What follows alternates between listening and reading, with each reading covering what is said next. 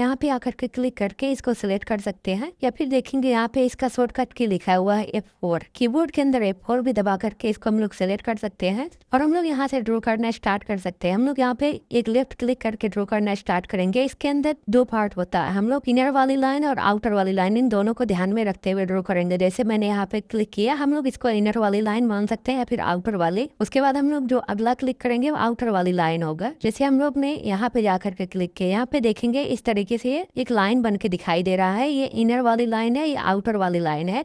पहले हम लोग इनर वाली लाइन पे क्लिक करेंगे, उसके बाद हम लोग आउटर वाली लाइन पे क्लिक करेंगे, उसके बाद हम लोग रिटर्न फिर से इनर वाली लाइन पे क्लिक करेंगे। हम लोग यहाँ पे आकर के इस तरीके से क्लिक कर सकते हैं। ये इनर वाला दूसरा पॉइंट हो गया। उसके बाद हम लोग अगला पॉइंट यहाँ पे क्लिक करेंगे। हम लोग राइट क्लिक करके इसको कर्व कर सकते हैं, लेफ्ट क्लिक करके पॉइंटेड कॉर्नर बना सकते हैं। हम लोग यहाँ पे जैसे राइट क्लिक किए, फिर हम लोग अंदर के साइड आ जाएंगे। देखेंगे ये कनेक्टेड दिखाई दे रहा है, जिस साइड से कनेक्टेड दिखाई देगा उधर ही बनाना होगा। हम लोग यहाँ पे फिर से राइट क्लिक करते हैं। अब हम लोग देख रहे होंगे ये दूसरे साइड से कनेक्ट हो गया। इस तरीके से हम लोग इसके माध्यम से ड्रॉ कर सकते हैं। जिस टाइप का शेप हम लोग ड्रॉ करना चाहे ड्रॉ कर सकते हैं। मैं खाली एग्जाम्पल के लिए इस तरीके से ड्रॉ करके दिखाता हूँ। यहाँ पे इतना ड्रॉ करेंगे, देखेंगे उसके अकॉर्डिंग ये स्टेज का एंगल ले लिया। जो हम लोग ड्रॉ करने का टाइम देख रहे थे, सेम उसी तरीके से इसके स्टेज का एंगल लिया हुआ है।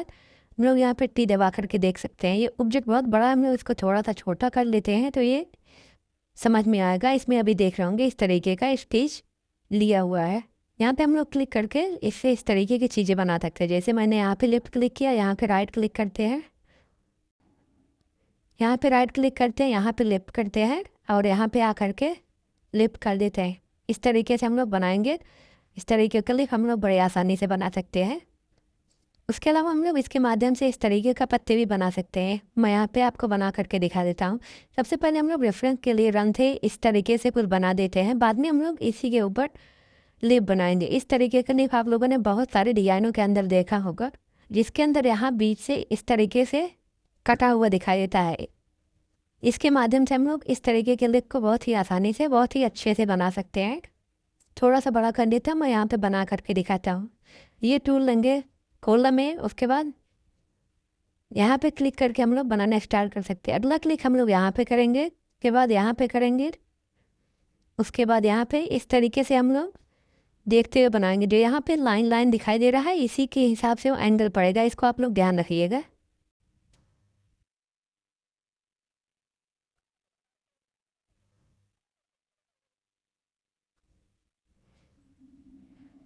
यहाँ पे हमने लेफ्ट क्लिक किया क्योंकि हम लोग यहाँ से टर्न होना चाहते हैं। फिर हम लोग यहाँ पे जाकर के लेफ्ट क्लिक करेंगे, फिर सेम उसी तरीके से राइट राइट करते हुए हम लोग आगे बढ़ेंगे।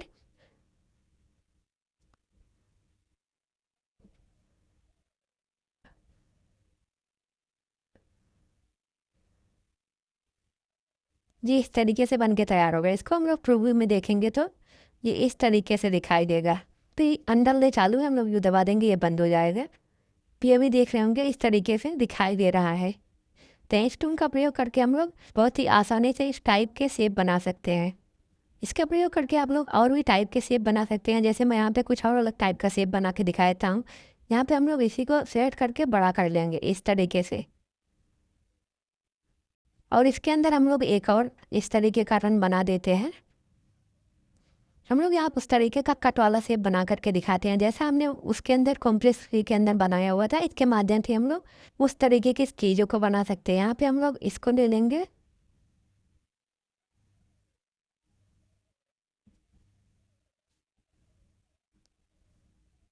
और इस तरीके से बनाएंगे।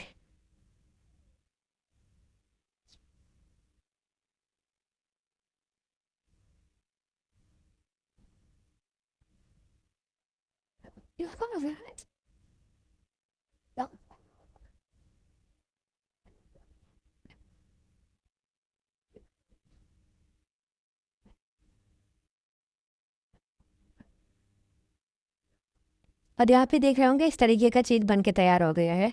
इसके अलावा हम लोग इसके प्रॉपर्टीज़ के बारे में देख लेते हैं। यहाँ पे देखेंगे इसका जो टाँके का लेंथ है, स्पेसिंग है, सब चीज़ें फिक्स है। हम लोग इसको चेंज कर सकते हैं। इसके लिए हमें ऑब्जेक्ट को बनाने के बाद सिलेक्ट करना होगा। सिलेक्ट करने के बाद देखेंगे ये पिंक कलर का इस तरीके से दिखाई दे रहा है, और हम लोग यहाँ पे राइट साइड में आ जाएंगे। यहाँ पे देखेंगे फिल टाइप खुला हुआ है। फिल टाइप के अंदर स्टेज टाइप हमारा यहाँ पे साटिन सिलेक्ट है। स्टेज टाइप बहुत प्रकार के होते हैं, इसके बारे में हम लोग किसी और वीडियो के अंदर डिस्कस करेंगे डिटेल में।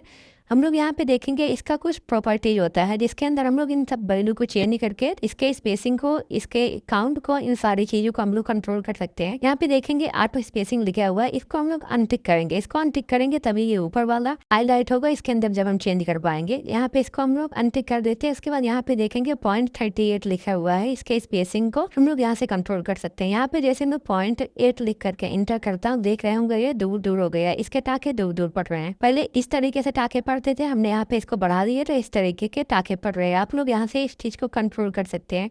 कोई भी ऑब्जेक्ट को हम लोग सिलेक्ट कर लेंगे तो उसके अंदर इस तरीके की चेंजिंग कर सकते हैं। अगर हम लोग मल्टीपल ऑब्जेक्ट एक साथ में सिलेक्ट कर देंगे, उसके बाद यहाँ पे हम लोग इस तरीके से अगर वैल्यू को कम और ज़्यादा करेंगे, दोनों के अंदर एक साथ कम होता हुआ दिखाई देगा।